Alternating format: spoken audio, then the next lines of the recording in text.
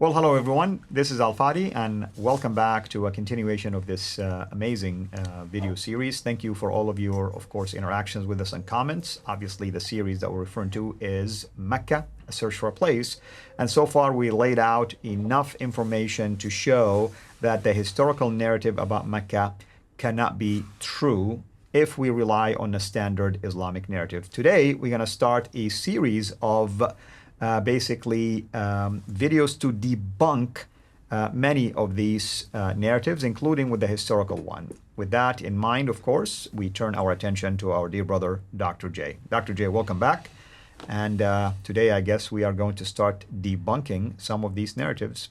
Yes, and we need to do that because there are Muslims who are coming up with, hey, listen, you say there's no Muhammad. Yes, we have found Muhammad. In fact, let's look at the history. Muhammad is well known, and Mecca is well known, and Islam is well known, and the Quran is well known long before the 7th century, especially Mecca. Now, of course, Muhammad would not have been well known in the Quran, but Mecca, they have to find Mecca because Mecca is a place. Mecca has geographical location, it has coordinates, and it is claimed it has a history that goes right back to Adam and Eve from the very beginning. So they've got to find somebody to support. And they have been troving through trying to find any reference to this.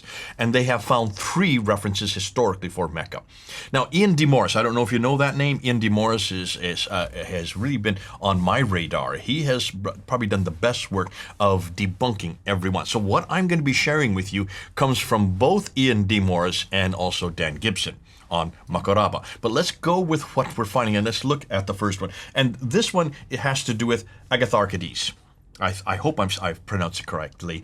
Agatharchides, I don't know exactly how to do it, but let's go with Agatharchides in the 2nd century BC. So we're talking about 900 years before the time of Islam, or 800 years before the time of Islam. You have supposedly this great temple for all the Arabs. And what Muslims are saying is this, that back in the 2nd century BC, Agatharchides was a historian. He referred to this temple for all Arabs. I've blackened it in there. I made it bold there so you can see that that's the phrase we're looking at.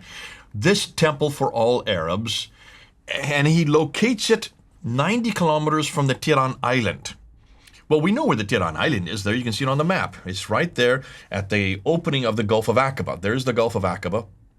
And the Tiran Island is well known. It's always been there. There's lots of historical support for it. Remember we talked about earlier in another episode about all the ports along the western coast. Well, when they got up to at the top of the Egyptian coast, they went across to the Tiran Islands, and that's how they found their way into Aqaba to get all the way up to what is Eilat today before they went on up to Petra. That's how they get to their trade up through Petra. So the Tiran Island is well documented. And according to Agatharchides in the 2nd century, there was this temple for all the Arabs, and that's what rings the bell. Temple must be the Masjid al-Haram, or the Kaaba, because early name was temple, now we call it the Kaaba today in Arabic. That's what it's referring to. Well, that's okay until you look at a map, and that's why we're going to look at the map again. Take a look at the map and see what we find. Now, Wadi Ainuna is 90 kilometers away. That is 90 kilometers away, and there is a temple. It is well known. This is part of Arabia Petraea. This is the Roman era. This is the Roman part of what is today Arabia Petraea. This is where, remember we talked about this Noam project, the Noam project that Muhammad bin Salman is putting together. This is the area that he's actually using. We know that the Tiran Island going right up to Tabuk will be that line that'll be 110 miles long. Well, so we're in the same area. Well, this has an enormous amount of history, and the history is very clear that there is a temple in Wadi Ainuna up in the Wadi. It comes up the Wadi. Wadi means like a gully or place where water runs down. And it's up on the top of that Wadi is this temple. And it was there in the 2nd century BC. Now, here's a problem. What about Petra? I mean, could we shift this line to get it towards Petra, or this is part of the Petraean, region? Basically? Arabia Petraea is the name of the whole area. We're going to get to that. Just let's stop, because we're going to answer that question when we get a little further on. But where is Wadi Ainuna in relation to Mecca? Well, to do that, we need to look at this map here. And there is Wadi Ainuna. There is Mecca. How many kilometers do you see? 962 kilometers further south is Mecca. So what Agatharchides was referring to had nothing to do with Mecca. So let's go back then to this reference to all the Arabs, because everybody says, all the Arabs, that must mean Mecca, because that's part of Arabia. No, it wasn't. Take a look at this map here. This map is from 125 AD. So now we're in the 2nd century AD, not in BC. And Arabia Petraea is right here. It is this red rectangle that you see right here. That is as far as civilization went. For the Romans, which is their map here, that was a civilized world. Arabia Petraea was just this part of it. You notice everything else is white. That was all barbaric. That was uncivilized. Anything further east and anything further south, except for Petra. Petra's right there. See, Petra's right there in Arabia. That's why it's named Arabia Petraea, because of Petra, answering your question. So where is Wadi Ainuna? Wadi Ainuna is right there. It's within Petra. Arabia Petraea. That makes sense. Wadi Ainuna is not Mecca, however. It is nothing more than what was Arabia at that time. Let's go to the next one. I want to do the next one along with this, and this is Pliny's reference in 79 AD to Debunking. Debunking, according to Muslims, is another reference to Mecca. Now, it's just a name, nothing more. But now you're getting these from Robert Hoyland's work. No, this is not from Robert Hoyland. These are from Muslims. Muslims, okay. Robert Hoyland doesn't say anything about this. Okay, I just want to clarify the source. Yeah, that's all. These are Muslims who are making this claim, and Ian de Morris, who's debunking every one of them. Got it. Pliny the Elder, his date's 79 AD, so the 1st century AD. He talks. He's quoting a Mauritanian scholar who's named Juba II, living in Rome. So he's up in Rome, and he's quoting him, and he talks about the Arabian Peninsula. And he mentions that one of the places in his description was a reference to Damonogeris Regio.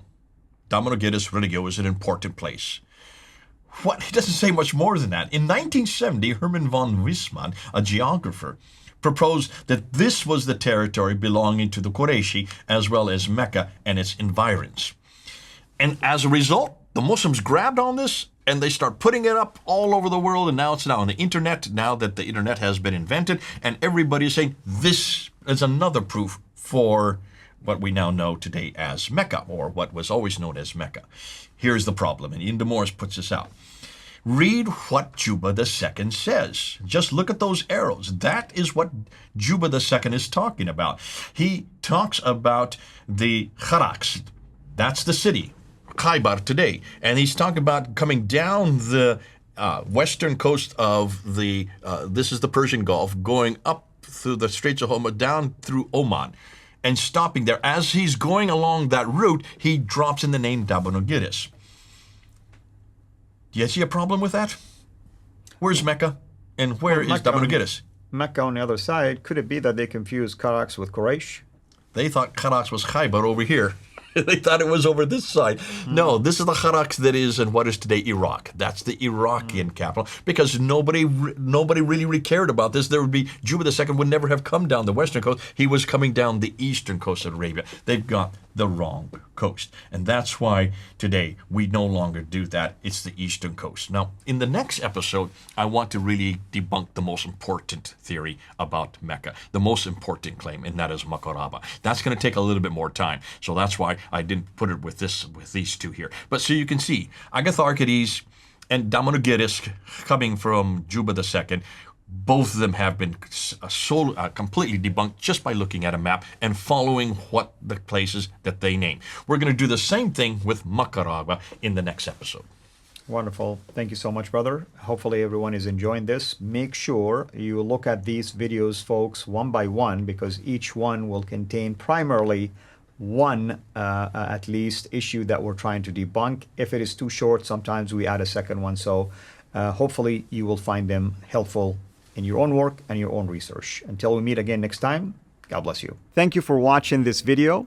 Be sure to like and subscribe to our channel, CIRA International, and click on the bell so that you receive notifications whenever we publish a new video or go live. I would also like to appeal to you to consider becoming a Patreon patron by clicking the link right below. By doing so, you can give towards the production of these videos. There are also other options for you where you can give to our channel. I thank you from the bottom of my heart.